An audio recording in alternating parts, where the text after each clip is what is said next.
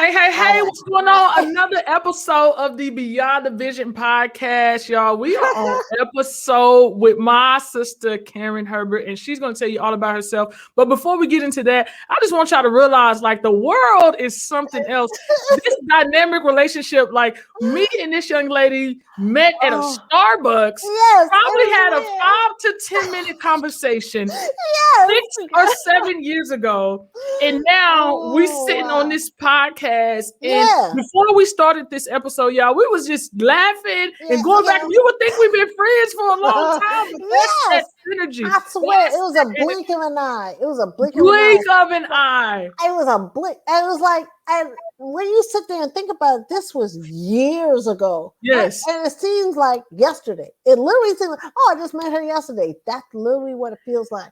Because when they say a blink of an eye, when God says blink of an eye, come on now, it's a blink of an eye. It's a blink. And the thing about it is, we've been Facebook. We connected on social media because people don't. They be like, I don't do social media. You'll be surprised how social media keeps you plugged in. It gets you plugged in, but keeps you plugged in. So I'm just excited for the audience to hear about your journey, your story. And I was telling her before we started the recording today about how I admire who she is and how she's maneuvering her life as a survivor, as a victor, as an entrepreneur, as somebody that's building a legacy and have faced the challenges that she has faced, not even knowing you, but seeing you and being like, you do not. When people say I do not look like what I've been through, I see that in you. Like if you are not watching this live, I want you to go on YouTube, look up Beyond the Vision podcast, episode 10. And I want you to see the glory on this woman because you do not, sis, you do not look like what you've been through. And I just really want the audience to know like who you are and your journey and who you are at Herb Solutions, just everything. We're going to pour into all of that. But I want you to introduce yourself to the audience and tell them just a little about like what you've been through and your challenges and why you have become who you have become today. I'm telling you. Okay, first of all, when this broadcast, I'm not apologizing. I'm just saying I'm a for real person. So you see, I don't have a whole lot of makeup on. I don't have all this stuff because it's just not what I do. So because I'm not out here to impress the world. I'm just doing what I do, taking it step by step and going forward.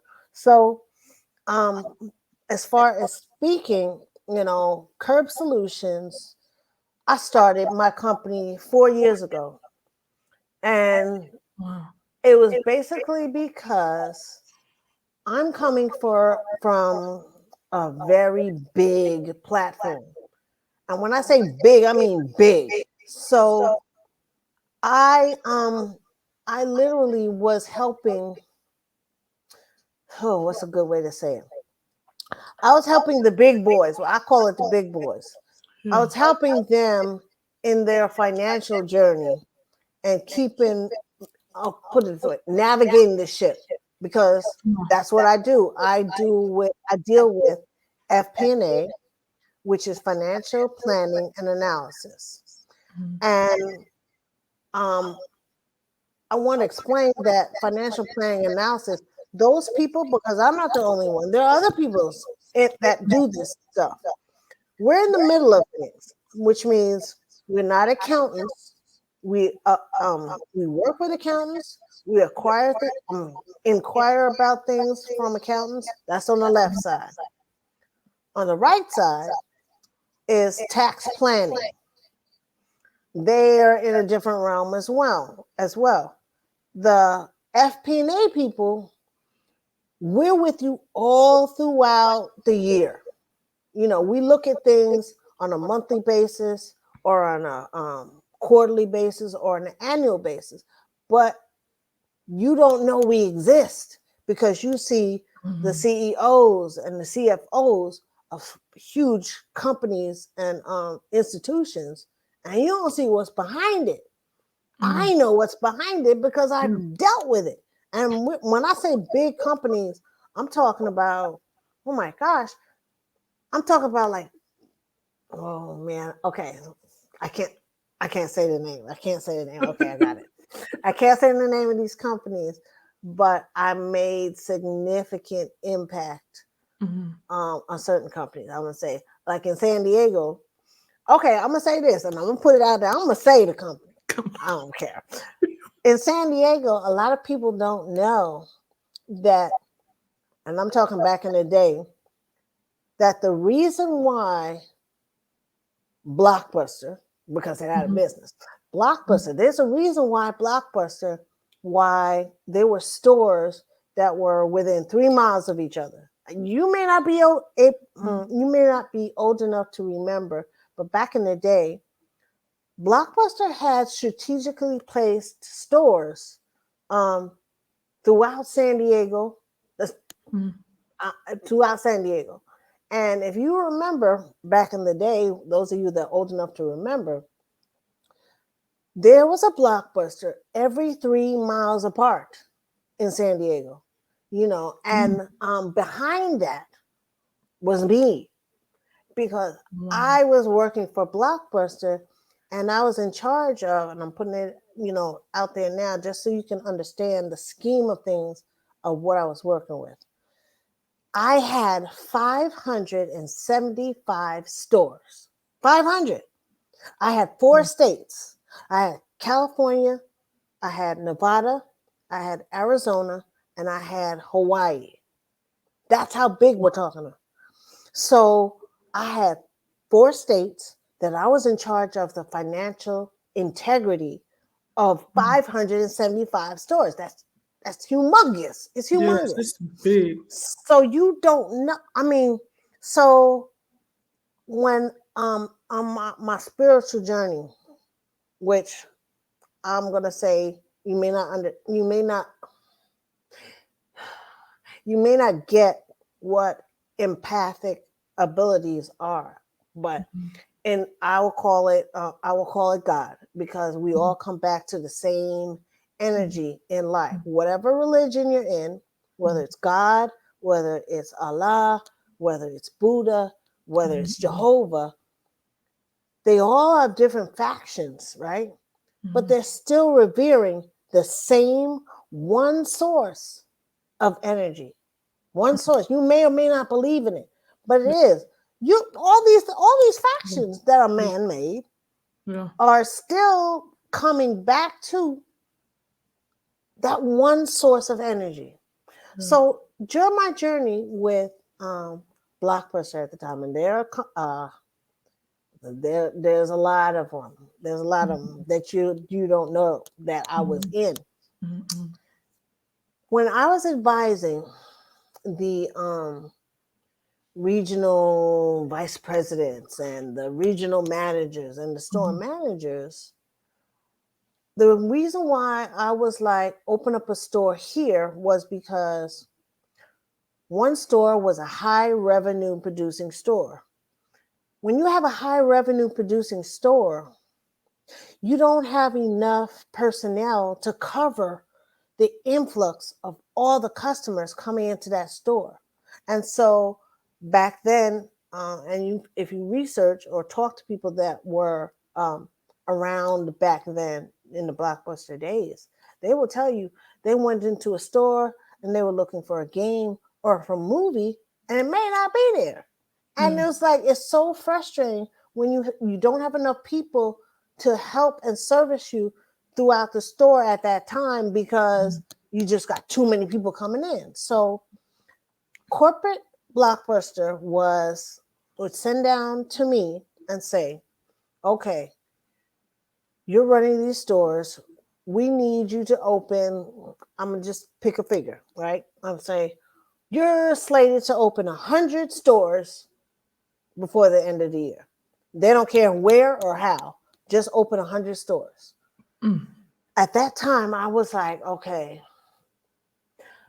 let's see what we can do. And I was like, how am I going to open 100 stores? Meaning there's a lot that goes into these stores. And I'm not saying just Blockbuster or any kind of store, whether it's Best Buy or Walmart or Target. There's a certain plan that's taking place with these stores. So I said, okay, I was ironically, like I said, this is God. This is how God works. I was only a senior financial analyst. And I'm going to say only because I never worked as a senior financial analyst before in my life. I had mostly been working as an accountant with big boy platforms as well. Mm-hmm. So I applied for this job as a senior financial analyst with Blockbuster, right? I'm still not thinking anything of it. And I was competing against CPAs, MBAs, all these well-qualified people, right? Yeah, And I'm like coming in there with my little bachelor's degree, right? I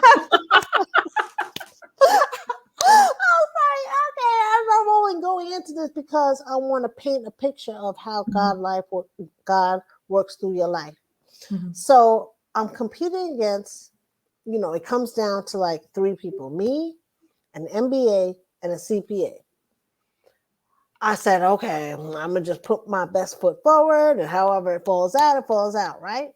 So the finance manager took a chance on me. She was like, she asked certain questions because she wanted to know each of the individuals. She wanted to find out where their mind was at on certain things. So certain things happen with the company. Where's my mind? How would I respond? Where was my mind? Mm-hmm. And I was like, and to me, yeah. So I'm thinking, okay, first of all, I was like, that was easy questions for me. Even though the highly degreed people, they were all stumped. They were like, we don't know. I would there, so they were giving answers that were from a book trained mentality. So, and there's nothing wrong, like I said, there's nothing wrong with pursuing your degrees and pursuing this and pursuing that, but you got to have common sense. There you go. Logic. Behind your book sense. Yeah. And that's what I was doing. I was answering the questions with common sense. It was like, okay, if this happens, then I just do this, and this. And she was like, and that's why she got it. She was like, wow. And so she was like, I'm hiring her, right? Took a leap of faith. So she hired me, and I, for some reason, as a senior financial analyst, she would give me certain things just to test kind of and see what I can do. And so I started getting real estate site selection packs. In the real estate site selection packs, it came with geographical information. It came with a demographical information. It came with maps and that are circular. I'm not circular. I want to say in the Ring of Fire, but it's not really a Ring of Fire. But it that's what it looked like to me on a map, right? And so it would pinpoint and show within that map all the high revenue producing stores. So I was like, okay. So I know that with high revenue producing stores, you're not going to have enough, customer service providers to help the people that are coming into the stores. So I was like, okay, all right, let's relieve some of the stress of the high revenue. So I was like, let's open up a new store here, 2-3 miles away, that still draws in the same customers, but now gives them an option. So instead of only one Blockbuster, now they have 2. So we're relieving the high revenue coming in from that high revenue store to the new store that we're opening, and it balances it out. So it there's a balance between the 2 stores, so that they're both high revenue producing. Yes, they're both high revenue producing stores, just not as high, but they're all balanced out. So that's what I was doing, and I was like, and instead of opening 100 stores, I may have only opened 60 or 70 stores, but all those stores that I opened were in the black. It was known at that time that any new stores that you open are going to operate in the red, because in the first year of business, there's all this stuff that's put into the stores that take away from the revenue. And so in the first year, it's going to be in the black, but after that, they should be fine. I didn't work that way. I was like, no, No, I was like, why? Why do we have to do it this way? So there's a new sheriff, new way. Yeah, it's a new way. It's a new way. Yeah. I ain't opening 100 stores, but I got 60 or 70 stores, and they all in the black. So don't F with me. I'm a beast at what I do. Yes. Yeah, you got to show up. Yes, and so this is why it was so funny because Blockbuster Corporate at the time was like, what the hell is holding up in the... Okay, we had 7 zones. My zone was just one of many. I had the 4 states. That was zone 7, which was the Southwest zone. So anything that I'm opening up in that zone is going to be in the black. So we was the most, when corporate looked at it, corporate was like, this is the most efficient zone and the most economical zone that was bringing in revenue, like money, know, where all the other 7 zones were like, okay, this is how they told us to do it, so this is what we're doing. I was like, no. There's a better way. Yeah. And so they wanted me to follow the finance manager to corporate, which at the time was in Dallas, Texas. And I was like, I'm not doing it. I'm not going because I was married to the military. My ex-husband was in the Navy. My ex-husband was in the Navy. And I'm always moving around the whole country following him. I'm not doing this now. I got to uproot them again and have my children follow me. I was like, no. So I walked away. But I told them before I left, I was like, if you're not seeing these trends, because that's what the job of financial planning and analysis does. We look at trends. And I look at the trend and I was like, if you're not following these trends, you're going to be out of business. I didn't realize how early, I didn't realize what my intuition was projecting at the time was going to happen to them. I was just like, I don't know when it's going to happen, but you're going to be out of business because people at the time, people were more so likely to order video on demand at the time, right? It's from the comfort of their couch, they can watch movies. They didn't have a large selection, but they were happy with that. They didn't like having to go back and pay late fees and forgetting to even bring the movie back. They didn't like that. They just give me something from the comfort of my couch and I'm good to go. A very small sliver at the time. And they didn't listen because they didn't think that this knew something. Knew what you were talking about. Yeah. Oh, we don't know what we're talking about, right? Who's this chick? Melanated chick. This melanated chick. It's the melanin for me. Yes. And I'm telling you, right after I turned down the decision to move to Dallas and be in charge of 1,500 stores, which is the whole West Coast, I was like, I can't do that. I'll never sleep. And as soon as I turned that down, what happened? Netflix was born. Wow. Netflix took so many things out of the game because now everything's about the comfort of your own home. If you can't come to me, if I can't order you through technology, I was just talking about this to Digital Glow, that everything's digital. You have to hop on the train of technology or you're going out of business. There you go. And what happened? What happened to them? Done. 5 years. It took 5 years because Netflix put the nail in the coffin. But what I'm saying is, what I saw at the time, I didn't realize that, it's 5 years ahead of time that I'm telling them, or that I'm telling them a month of time. I didn't know that. I was just like, I see this coming, just listen to what I'm saying. And they didn't listen. And where are they now? Where are they? Shut down. There you go. And when they did finally get it, when they finally started trying to hop on the bandwagon, you were seeing Blockbuster booths or Blockbuster Yep. kiosks in different stores. In different That stores. was trying to compete with Netflix. And I was like, yeah, bye. Yep. And you still got that older generation that goes to the kiosk and buy. You know what I mean? They still trying. But but now everything's out of Netflix. You got all this competition. Now you got competition from not Apple only TV. you got Redbox, you got Netflix, you got all these other things out there that's competition. But had you stayed and listened to what I had to tell you, it would have been completely different. So that's why I went on this.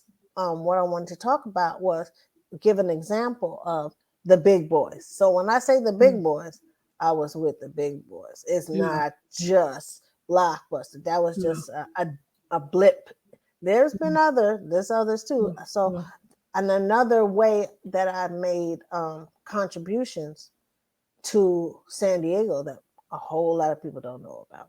Yeah. So I choose not to talk about it because I don't want to brag about myself. It's about spirit. God speaks through me. So, and that enables me to help other people. So it's not about, how much money you can make and which way you can go. And when you do get the money, you're buying fancy cars and fancy houses. It's not about that.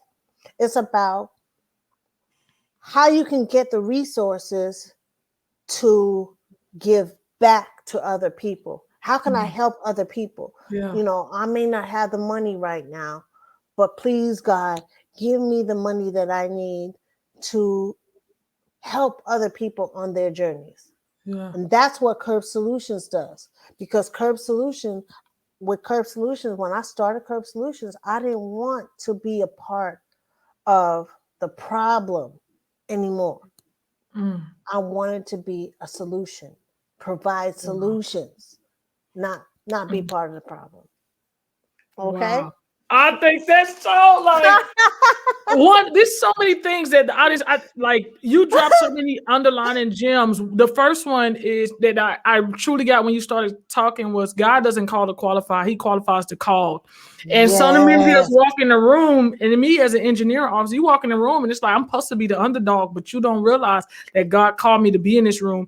Like, and he and even when you don't make room at the table for me, He gave me, the lineage of a carpenter to make another table, and you build that table how you want to. Just because you don't have a seat don't mean that you can't sit at the table. You just might not be at that table. There you go. But it's not about if you meet the qualifications. It's if you're going to answer when the opportunity persists. And the fact that she didn't only take a step of faith on you, you took a step of faith on yourself. And so many people do not even put faith within themselves. They won't even gamble on themselves, but they want other people to gamble on them. But it's like, you have to gamble and ride for yourself first. You have to understand the value and worth within yourself first. And that was the problem. That is because I had been beaten down so badly on the big platform that I lost confidence in myself because I was beaten down so bad.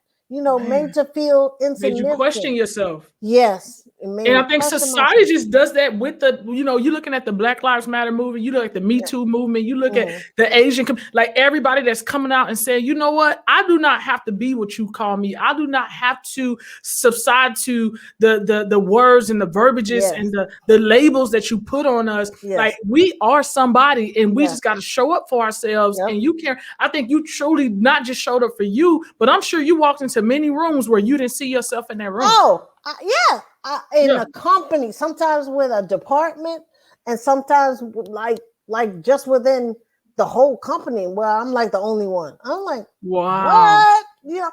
This is what I'm saying. And it was like, and I'm not going to talk, I don't say this disparagingly with my less melanated counterparts, because there are some in there that really take what you have to say, value what you have to say, and learn. They watch you.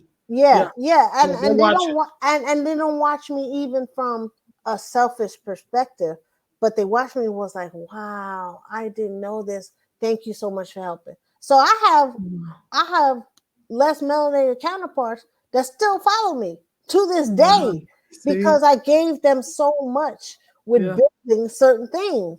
And a lot of my teammates, they've all moved on to bigger, vice presidents and finance, and finance, because I deal in the finance realm. They might be finance managers, they might be VPs in finance, they might be so different higher level in finance because of the little nuggets that I gave them along the way. And to me, that's impact. Like you said, there's no dollar sign on resource. There's no dollar sign on planting seeds and allowing God to water those seeds, and you get to see the growth when you planted it. Whether it be now or later, you get to see. You get to see really reaping what you've sown. And so, when it comes to K-Herb Solutions, like, what is it, clientele based, or when somebody connects with K-Herb Solutions, what is it that who's your typical client or your audience, or that type of, what experience do they have with you guys? Oh, okay. So first of all, I don't work with just anybody because all money is not good money. Come on now. Okay. Say that, audience. Y'all make sure y'all take that note down. I tell people that all the time, because sometimes it's like every time somebody book you to speak, or every client that comes my way and say, "Hey, I want you to be my coach," you have to look at who you're working with and what mindset they have. You have to be discerning, or you will put yourself into a corner. I don't care how many thousands of dollars, hundreds of dollars. If we don't fit, if we're not in alignment, I'd rather not even put myself in that situation. But when you're hungry, sometimes you take everything that comes your way. You have to really discern and be like, that event is not for me. That client is not for me. I'm not taking that money. No, thank you. And a lot of people, that deal with the finance industry, they'll take anything they can get. And I learned that myself, because at one time when I first started Khurb Solutions, I was bringing in real good money for the first year. Like 11 grand a month. It's not a lot, but it's enough. It's a lot when you're on a business on your own, and you're not relying on that paycheck, every week or every 2 weeks or every month. You're generating your own income. You're owning your own time. So 11 grand a month, I was like, yay. Then watch my language. I got to watch my language. It's a challenge. It's a challenge.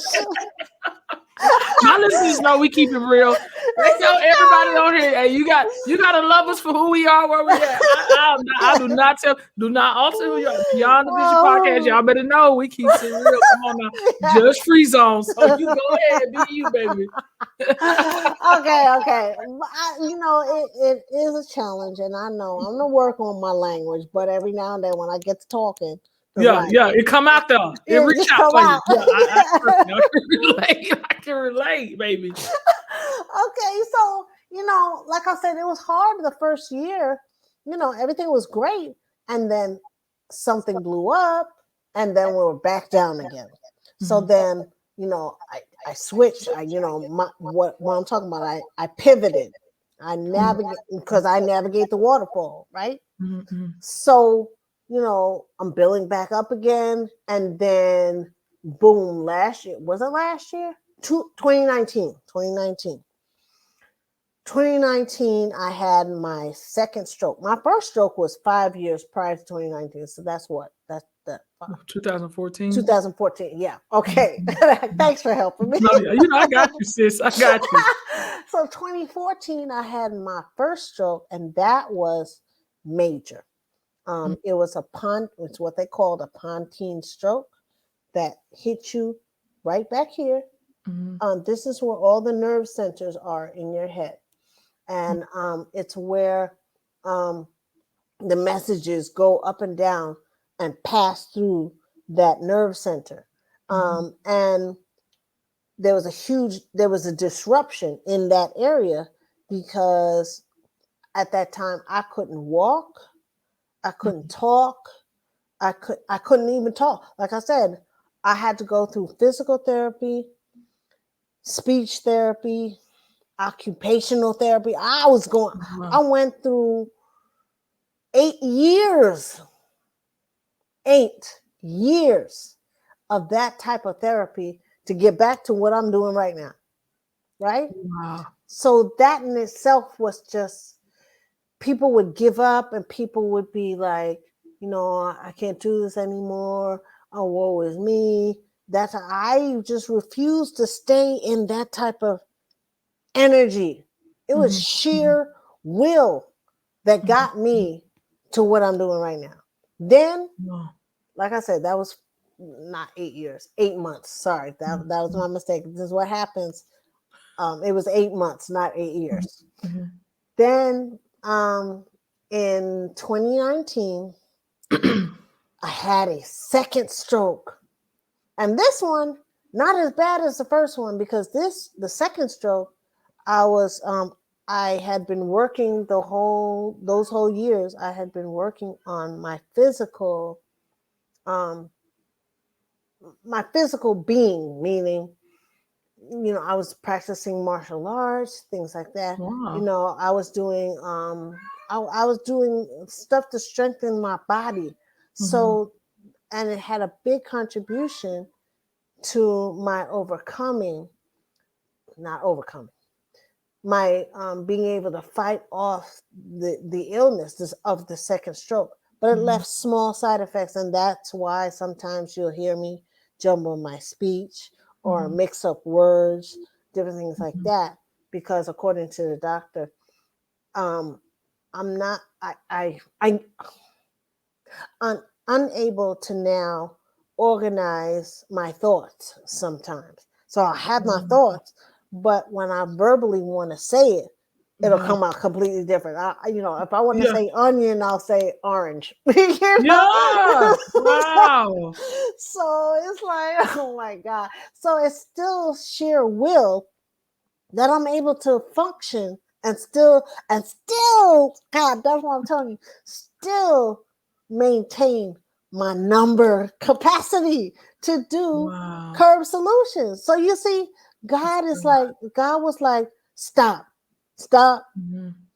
evaluate where you are, and okay, because we're still taking you on your journey of whatever destiny it is that I'm supposed to fulfill. God stopped me twice and said, okay, stop, wrong way.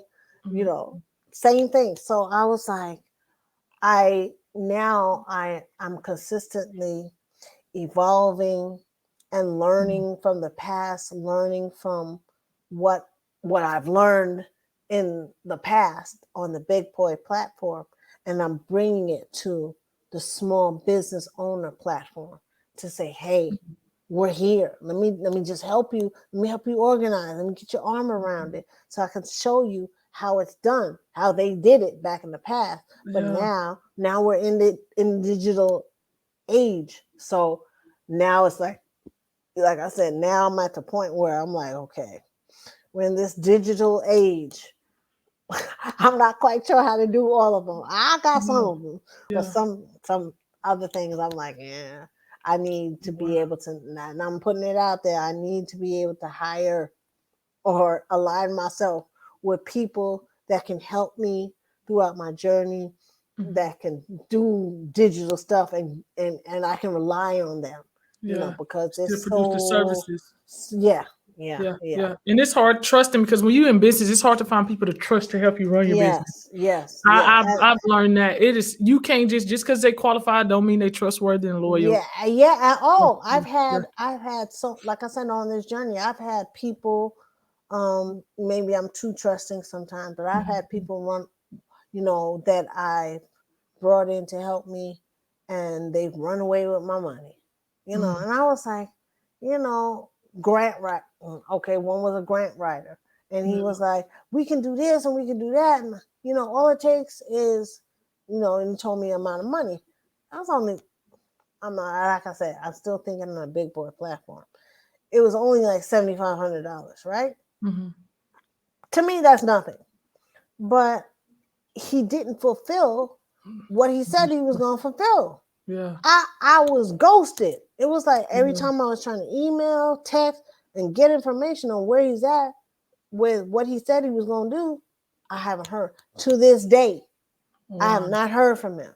So I was like, okay, I get it. So I'm learning more about who to trust. I'm asking God to show me, to help direct me, because like I said, I had to surrender, because there's only certain things that I can control. So sometimes you have to surrender, whether it be God or Allah or whoever you want to call it. You got to surrender to it and let them take control, because you can't. We're not in it. We can't. Yeah. And I tell the audience, man, I really hope y'all go watch this live, because you do not look like two-stroke survivors. Like I'm just listening to you, and people may be like, can see that, you talking, that you're fighting through the challenge and getting, and it's almost like thinking, speaking. Now you have to more tune in to everything you say, do, and think, and still come out fluently. And you may have to some people, you get into that insecure lane where it's like, I'd rather not talk at all. Right. But yet you choose to fight through that challenge and really rely on God, because God makes it smooth for you. And you still can laugh about it, because some people probably be on this screen boo-hooing, crying, and like you said, woe is me. And you just have this energy. I know, but you have this energy, sis. And it just melted my heart to just be like, man, you've been through so much, and God has truly shown up. And I see him in you, like, even through this broadcast. I did not know what to expect.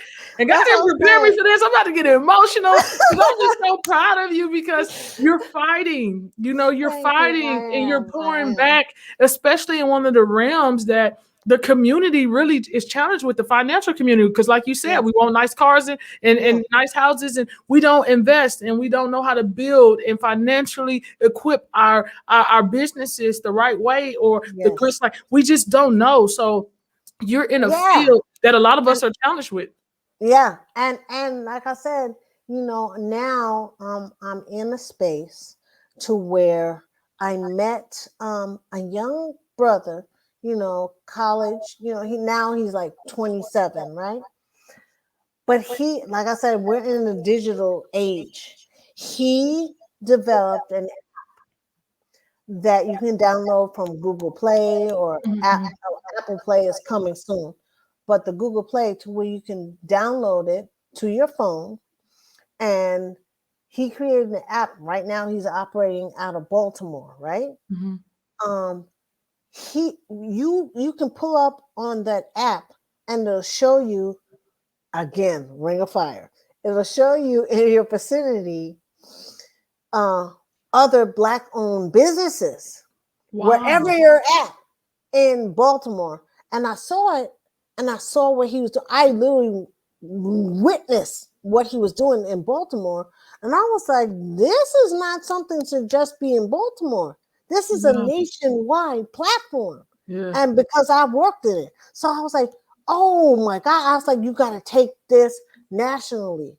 So that's why when you caught me to book me to come on to this platform, I was in San Diego, because I saw, again, this is what I get. I saw connect East with West, so that technology, wherever you're at, whether you're local or whether you're traveling on vacation, you can pull it up in your app. What other Black-owned businesses in my vicinity, in my area?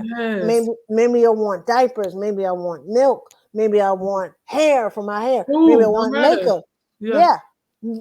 Okay, let me check. Awesome. Before I go to Walmart, before I go to Target, and I patronize them, let me patronize a Black-owned company that has something to offer, and also not only patronize them, but build reward or loyalty points for patronizing them.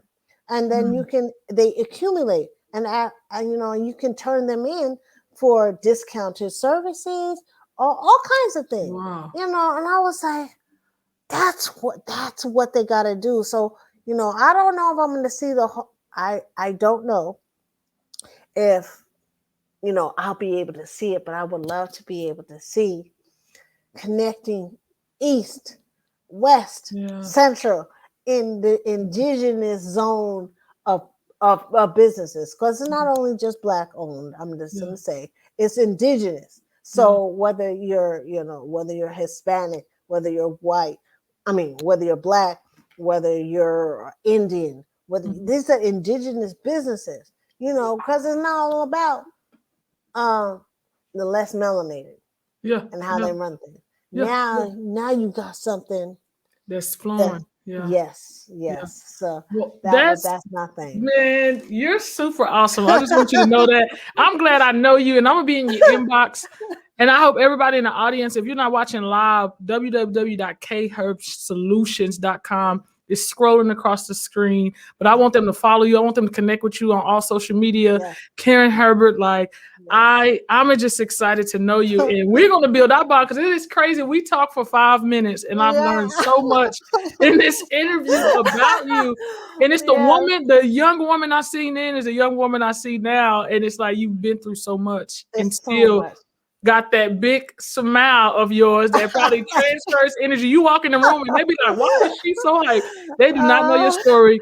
You honestly do not look like what you've been through. And I just truly know that God is going to continue to work in you and through you. And I just appreciate you for showing up, because that's literally what you're doing. You're showing up. And it's a blessing. And no matter what has been taken from you, God tenfold that thing every single day. That's what I'm looking at right now. I'm like, look, I'm divorced and I'm single, but that missing piece right now is the love in my life. That's what I'm looking for, because I've been through a lot. It's not just the business stuff. I've been through a lot of personal stuff. And I'm at that point where I finally opened up my heart again to receive love, genuine love there you from others, So, but like I said, it's been closed since a child, because I know we're about to close out, but it reminded me of the mental abuse part of things, mental abuse month, because I went through physical abuse, I went through emotional abuse, I went through sexual abuse, and I still pushed through it. Still. But that's where your strength comes from, though. Because me as an advocate, I love that you shared that here at the end, because I didn't know that. And it's like, when you look at how did you make it through, you go back and be like, I've been through too much not to make it through this too. Me, I'm a survivor 8 years of it, child sexual abuse. And you get to a point where you're like, I've been through too much. That was supposed to kill me, and it didn't. Yes. It was supposed to take me damaging. out. Damaging. It is truly, I'm going for my master's now in clinical mental health, so that I can be a licensed therapist for trauma victims. And it's just a point. People don't know the mental battle, even the dating, what you was talking about when it comes to love and dating. You do not know what it's like to date somebody who's been through a form of sexual, mental, emotional abuse. It is a different beast. You can't just come with what the world says love languages and the flowers. Like, it is a different mental struggle. You have to get to the bottom of that thing and really understand the habits that have formed, the coping mechanisms, the triggers. A lot of people, I was reading an article on what you need to know when dating someone who's been through a traumatic experience or child abuse, sexually abused. A lot of people don't look into those things. They don't realize it. They don't understand the triggers. They don't understand. The triggers come, like I said, PTSD is not just for the military. It's not. It's not. PTSD not at all. is triggered, right? It comes from trauma. So whatever kind of trauma you have going on creates the PTSD. And it's a real thing. It's a real thing. Man, we're gonna have to have you on again. We're gonna because you talked about business. You did not tell me, y'all. We're gonna have her on again. It's okay. We're gonna get her back on here because you did not. How you gonna share them nuggets at the end? Yes. Wow. I'm not afraid to share it because they need to know. They need to understand what the battles that you go through. I mean, and I was talking to one of the interviews yesterday, and she was saying now I was like, when you share a piece of you it allows you to build that connection with your clients, that relationship. They get a part of your truth, because a lot of people support you because of you, not your brand, not the logo, not the color scheme. Like it's you. It's about you. The more they know about you, the more they feel connected with you, the more they feel they have a relationship, the more they feel they're dialed into you, the more they feel like they see themselves in you when you tell your truth, when they know the story behind your why. And so many people keep that why and that truth away and built into that box, and it's like, be free. And they're afraid. They're so afraid, and they don't even realize they're afraid, because they're dealing with, I'm about to shut it down. No, you can. This is a free space. Hey, audience, you already know what time it is. I'm not going to stop it, and we're not in a box here on Beyond the Vision. So whatever we roll into, that's what we do. Okay, so I'm gonna say this, because I said it on my Facebook as well, because I do my Facebook lives, in my group. And I was telling them the other day that we operate basically on our subconscious level. So a lot of people don't understand what that means, the conscious and the subconscious. So the subconscious is what's in the back of your mind, so to speak. You don't know about it. It's something that resides there that you don't. I'm not a doctor, okay? So it's something that resides there that you don't see until it's brought forward to the forefront.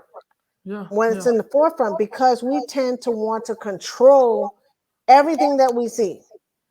So, and that's only 5% of how we operate in that control, right? It's what's behind. So it's basically what everybody else sees, whether it's an interview, whether it's, you meet somebody, everybody else sees this in you, but you. Only one doesn't see it because it's in your subconscious. So everybody else sees, I see this. And, she got this. She was doing this, So they either have negative perspectives or they have positive perspectives of who you are, because they only deal with what they see in front of them. So whatever's in behind, that you're doing subconsciously, they don't see it. So if you say, you're just, you're an asshole, sorry, or this or that, why are they an asshole? Why are they that way? It's because they're doing something subconsciously that they refuse to look at in the forefront. They refuse to bring it forward and say, why did I react that way? Why did I have this response? Well, you had that response because in your subconscious doesn't forget anything. They don't forget whatever's going on in your current life. They don't forget. It doesn't forget. So it sits there and it waits. And with the mentally abused, I'm telling you, it's there, so they always have to go to psychiatrists and psychologists and all these people that they think they can help them, because because the psychiatrist and psychologist is pushing them drugs from the pharmaceutical industry that are making money off of you. So I always try to, like I said in my Facebook Live, I like to push holistic healers versus regular, doctor healers, because sometimes it's really a mental thing. I remember, I know exactly what you're talking about. People think it's a pill when it's really a mental, it's internal. It's an internal challenge.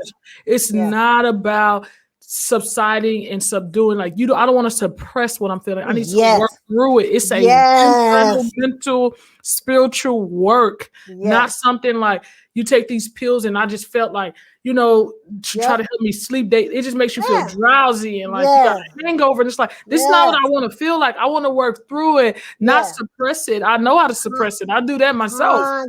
Constant spiritual battle. Trust me. I know. I think that's super dope. Like I love conversations like this, and I know the audience does too. You guys, make sure you connect with Kerian. Like everything that you're doing, I think you have some platforms and some arenas in your life that you don't even realize haven't been exposed yet. Like God going to be doing a lot of work through you as an advocate, as a speaker, outside of Herb Solutions, and I'm just excited. Like I said, to be connected with you. Thank you so much for joining us today. You're welcome. Thank you guys for inviting me. Of course. Thank you. Hey guys, just make sure you tune in, make sure you share, go watch it live on YouTube. Episode 10 of the Beyond the Vision podcast. Make sure you follow her, watch what she's doing. You say you have a group on Facebook. Is it something that everybody can join? Yes. Well, they can't just join.